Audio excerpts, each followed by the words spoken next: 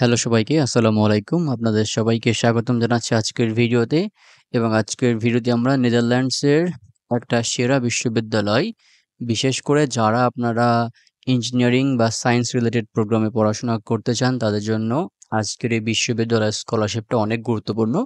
এইটা একটা masters scholarship, তবে এইখানে আপনাদেরকে এই বিশ্ববিদ্যালয়ে ভর্তির জন্য যাবতীয় সকল তথ্য, এখানকার টিউশন ফি কেমন এবং এখানে পড়াশোনা করতে হইলে ইন্টারন্যাশনাল স্টুডেন্টদেরকে প্রতি মাসে কেমন খরচ করতে হয়, বসবাস, থাকা, খাওয়া এগুলো বাবদ সবকিছু নিয়ে কথা বলার চেষ্টা করব।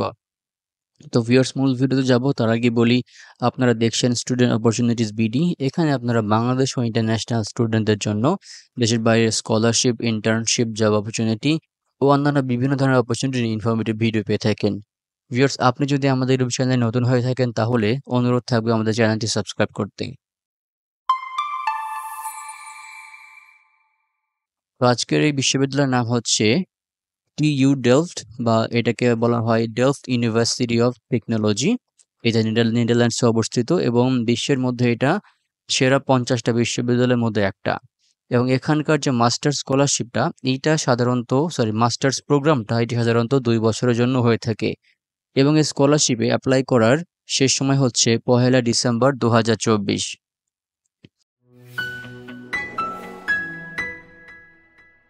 এবার আসে স্কলারশিপে কী কী সুযোগ সুবিধা রয়েছে।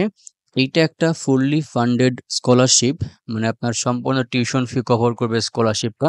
আপনাকে কোনো প্রকার টিউশন ফি দেওয়া লাগবে না এবং প্রতি মাসে আপনাকে একটা ভালো অ্যামাউন্টের বৃত্তি দেওয়া হবে, যেটার মাধ্যমে আপনি আপনার প্রতি মাসে বসবাসের, থাকা, খাওয়ার খরচগুলো বহন করতে পারবেন। এছাড়াও এই স্কলারশিপ কর্তৃপক্ষ আপনাকে এক প্রকার মেম্বারশিপ দেবে, যার মাধ্যমে আপনি এই স্কলারশিপ থেকে আরও কিছু বেনিফিট বা আরও কিছু সুযোগ সুবিধা নিতে পারবেন।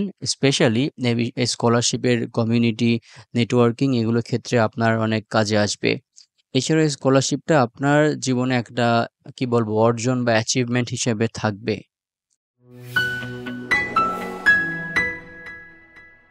এবার আসে স্কলারশিপ অ্যাপ্লাই করতে হলে আবেদনের যোগ্যতা কী কী। এই স্কলারশিপটা হচ্ছে আপনার মেরিট বেসড, মানে আপনার একাডেমিক পারফরম্যান্স কেমন, আপনার সিজিপিএ কেমন এবং আপনার ব্যাকগ্রাউন্ডে কী কী অ্যাচিভমেন্ট আছে এগুলোর ভিত্তিতে দেওয়া হবে।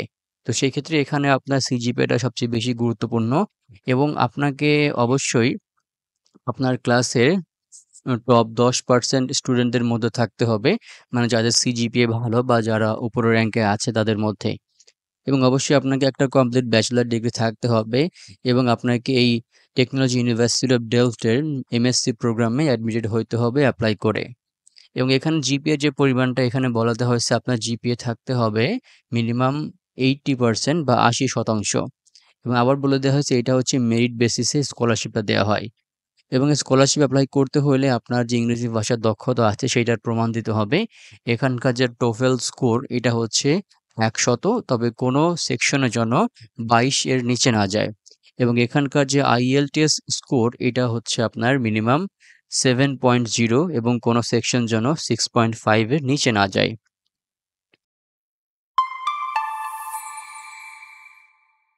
এবার আমরা জানবো স্কলারশিপ অ্যাপ্লাই করতে হলে কোন কোন ডকুমেন্টস আপনাকে সাবমিট করতে হবে। আপনার যে ব্যাচেলর ডিগ্রি সেটার সার্টিফিকেট এবং ট্রান্সক্রিপ্টসগুলো প্রয়োজন হবে। যদি সেটা ট্রান্সলেট করা না থাকে তাহলে আপনাকে ইংলিশে ট্রান্সলেট করতে হবে এবং আপনার ইংরেজি ভাষা দক্ষতার যে প্রমাণ এটা এখানে ডকুমেন্ট হিসেবে সাবমিট করতে হবে। আপনি আইএলটিএস বা টোফেলের যে সার্টিফিকেট এবং স্কোর এটা এখানে সাবমিট করতে পারবেন। আপনার যে আইডেন্টিফিকেশন এর জন্য পাসপোর্টের কপি এখানে সাবমিট করতে পারবেন এবং আপনার এনআইডি কার্ডের পারমিশন বা রেসিডেন্স পারমিট এটা এখানে সাবমিট করতে পারবেন। প্রয়োজন হবে মোটিভেশন লেটার, প্রয়োজন হবে একটা কমপ্লিট সিভি, প্রয়োজন হবে রেফারেন্স লেটার এবং কিছু কিছু ক্ষেত্রে আপনার পোর্টফোলিও প্রয়োজন হতে পারে, কিছু কিছু ক্ষেত্রে আপনার জিআরই স্কোর প্রয়োজন হতে পারে।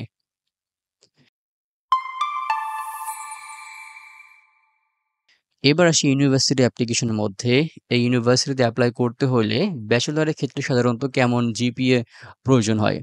তো ব্যাচেলরের ক্ষেত্রে সাধারণত এখানে স্পেসিফিক কোনো জিপিএ বলে দেওয়া হয় না, তবে বলে দেওয়া হয়েছে একটা স্ট্রং একাডেমিক রেকর্ডস। তো এক্ষেত্রে আপনার জিপিএটা যদি 5 এর কাছাকাছি হয় তাহলে আপনি এখানে অ্যাপ্লাই করতে পারেন, আপনার একটা ভালো সুবিধা বা সুযোগ থাকবে। তবে mathematics, science, physics, chemistry, biology বা এই সকল রিলেটেড যে সায়েন্সের প্রোগ্রাম আছে সেক্ষেত্রে কিন্তু আপনার একটা ভালো অ্যাচিভমেন্ট বা সেই সাবজেক্টগুলোতে যেন আপনার একটা ভালো স্কোর থাকে। এবং এখানকার মাস্টার্স বা এমএসসি প্রোগ্রামের জন্য আপনার জিপিএ প্রয়োজন হয় ৭৫ থেকে ৮০% এবং যদি আমরা জিপিএর ক্ষেত্রে চিন্তা করি তাহলে 3.0 থেকে 3.5 এর মধ্যে থাকলে আপনি এখানে এপ্লাই করতে পারবেন। তবে কিছু, কিছু হায়ার ডিমান্ড যে প্রোগ্রাম আছে সেক্ষেত্রে আপনার এই যে স্কলারশিপের মতো বলে দেওয়া আছে যে টপ 10% স্টুডেন্টের মধ্যে আপনার থাকতে হবে আপনার ক্লাসের। এবং এখানকার যে পিএইচডি বা ডক্টরাল প্রোগ্রাম রয়েছে সেক্ষেত্রে আপনার জিপিএ 3.5 বা তার থেকে উপরে থাকতে হবে। এবং এখানকার ব্যাচেলরে বা অনার্স করার জন্য অ্যাপ্লাই করার ক্ষেত্রে ইংরেজি ভাষার দক্ষতা যেটা প্রয়োজন হবে, আইএলটিএস স্কোর প্রয়োজন হবে 6.5, তবে কোনো ব্যান্ড যেন আপনার 6 এর নিচে না যায়। টোফেল স্কোর প্রয়োজন হবে 90, তবে কোনো ব্যান্ড যেন আপনার 21 এর নিচে না যায় কোনো সেকশনে। এবং মাস্টার্স এবং পিএইচডি ক্ষেত্রে আপনার এখানে সাধারণত আইএলটিএস স্কোর প্রয়োজন হয় 7.0 এবং কোনো সেকশন যেন আপনার 6.5 এর নিচে না যায়।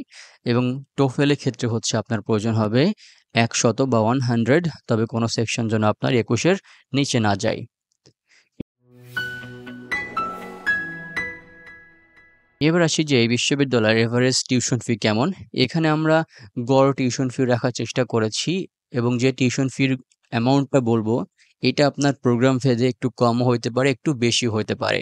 তো এখানকার যে ব্যাচেলর প্রোগ্রাম রয়েছে সেক্ষেত্রে আপনার যারা ইউরোপীয় ইউনিয়নের বাইরের দেশগুলোতে আসে তাদের ক্ষেত্রে হচ্ছে টিউশন ফি 15,800 ইউরো প্রতি বছর প্রয়োজন হয়।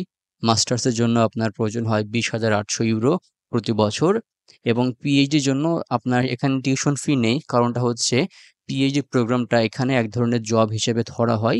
এখানে আপনাকে টিউশন ফি দিতে হবে না, বরং আপনাকে এরা কিছু বেনিফিট বা বলেন যে কিছু স্যালারি টাইপের কিছু সুযোগ সুবিধা আপনাকে দেবে।